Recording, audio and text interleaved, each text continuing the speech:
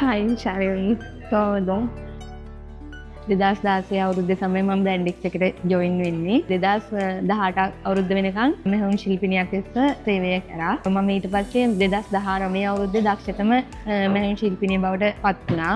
2019 අවුරුද්දෙන් පස්සේ මම අවුරුදු 1කමාරක් වගේ කාලයක් ට්‍රේනින් ඉන්ස්ට්‍රක්ටර් කෙනෙක් විදිහට වැඩ කළා. තාක්ෂණික අංශයේ වේකන්සියක් තිබිලා මගේ ආසාව නිසා මම තාක්ෂණික අංශයට ජොයින් වුණා. එතනින් මගේ දක්ෂතාවයේ කැපවීම මත මම සාම්පල් අංශය බලන්න අවස්ථාවක් ලැබුණා. ඇත්තටම සංජු වගේ කෙනෙක් එක්ක මට වැඩ කරන්න ලැබිච්ච එක මට මාර සතුටක්.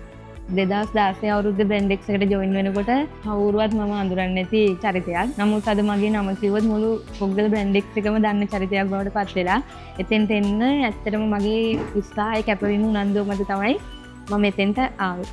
මට දැනෙන්නේ ඇත්තටම බ්‍රැන්ඩික්ස් කියන්නේ හොඳ ආයතනයක්. මොකද අපේ දක්ෂතාවයට කැපවීමට අපේ උගත්කමට ඇත්තටම තැනක් දෙන තැනක් තමයි බ්‍රැන්ඩික්ස් කියන්නේ. මගේ අනාගත බලාපොරොත්තුව තමයි බ්‍රැන්ඩික්ස් ආයතනයේම විධායක නිලධාරිනියක් බවට පත් වෙන එක තමයි මගේ ආසාව.